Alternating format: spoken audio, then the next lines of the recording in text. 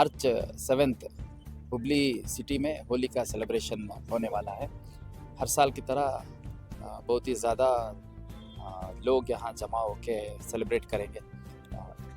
2500 से भी ज़्यादा पुलिस ऑफिसर्स स्टाफ हमने डिप्लॉय किए हैं।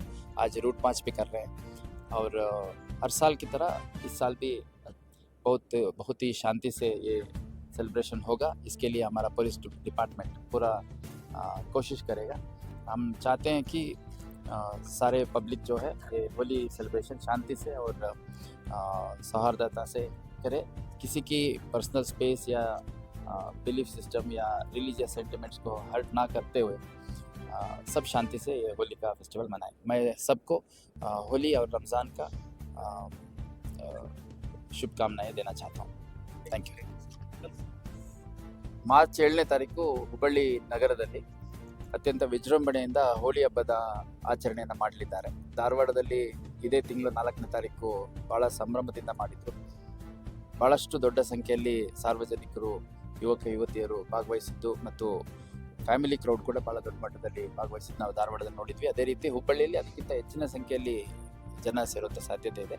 ಇದೆಲ್ಲದರ ಹಿನ್ನೆಲೆಯಲ್ಲಿ ನಾವು ನಮ್ಮ ಹುಬ್ಬಳ್ಳಿ ನಗರದ 2 ಉಪವಿಭಾಗಗಳು, ಸೌತ್ ಮತ್ತು ನಾರ್ತ್ ಉಪವಿಭಾಗದ ಒಟ್ಟು 12 ಪೊಲೀಸ್ ಠಾಣಾ ಸರಹದ್ದಿನಲ್ಲಿ ಸುಮಾರು ನಮ್ಮ ಹುಬ್ಬಳ್ಳಿ ಧಾರವಾಡ ಪೊಲೀಸ್ ಸೇರಿದಂತೆ ಹೊರ ಜಿಲ್ಲೆಯಿಂದ ಬಂದಿರುವಂಥವ್ರು, ಪೊಲೀಸ್ ಟ್ರೈನಿಂಗ್ ಸ್ಕೂಲ್ ಮತ್ತು ಕಾಲೇಜಸ್ಸಿಂದ ಬಂದಿರುವಂಥವ್ರು, KSRP, ಹೋಮ್ ಗಾರ್ಡ್ಸು, RAF ಸೇರಿದಂತೆ ಸುಮಾರು 2500ಕ್ಕೂ ಹೆಚ್ಚು ಜನ ಅಧಿಕಾರಿ ಸಿಬ್ಬಂದಿ, striking force officers and men included ಒಂದು ಭಾಳ ಎಲಾಬ್ರೇಟ್ ಬಂದೋಬಸ್ತ್ ಮಾಡ್ಕೊಂಡಿದ್ದೀವಿ ಮತ್ತು ಅತ್ಯಂತ ಶಾಂತಿಯುತವಾಗಿ ಹೋಲಿ ಹಬ್ಬದ ಆಚರಣೆಯನ್ನು ಫೆಸಿಲಿಟೇಟ್ ಮಾಡಿದ್ದೀವಿ ಅಂತ ನಾನು ಹೇಳಲಿಕ್ಕೆ ಇಷ್ಟಪಡ್ತೇನೆ.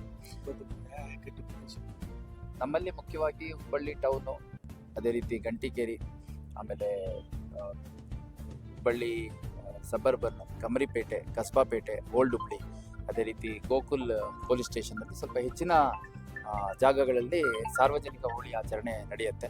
ಸುಮಾರು 130ಕ್ಕೂ ಹೆಚ್ಚು ಕಾಮದಹನ ಕ್ರಿಯೆ ನಾಳೆ ನಡೆಯಲಿದೆ.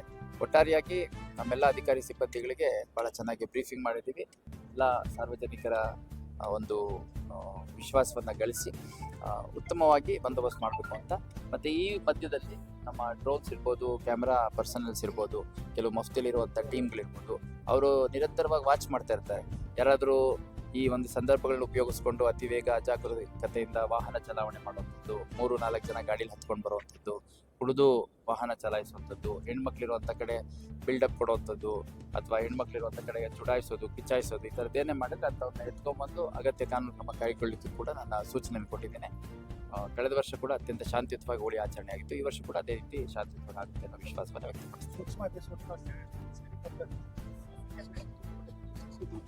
ನಮ್ಮಲ್ಲಿ ಈಗ 5 ಡ್ರೋನ್ ನಾವು ಯೂಸ್ ಮಾಡ್ತಾ ಇದ್ದೀವಿ. ಸುಮಾರು 30ಕ್ಕೂ ಹೆಚ್ಚು ಕ್ಯಾಮ್ರಾಮನ್ಗಳನ್ನ ಹೈಡ್ ಮಾಡಿ ನಾವು ಡಿಪ್ಲಾಯ್ಮೆಂಟ್ ಮಾಡಿ ಅವ್ರ ಕಡೆಯಿಂದ ಎಲ್ಲ ಸೆನ್ಸಿಟಿವ್ ಜಾಗಗಳಲ್ಲಿ ರೆಕಾರ್ಡಿಂಗ್ ಮಾಡಿಸ್ತೀವಿ. ಅದ್ರ ಜೊತೆಗೆ ಕಾರ್ಪೊರೇಷನ್ ಅವ್ರಿಗೆ ನಾವು ಸುಮಾರು ಒಂದು 60ಕ್ಕೂ ಹೆಚ್ಚು ಜಾಗಗಳಲ್ಲಿ CCTV ಹಾಕಲಿಕ್ಕೆ ಮನವಿ ಮಾಡಿದ್ವಿ. ಅದನ್ನು ಹಾಕ್ತಾ ಇದ್ದಾರೆ.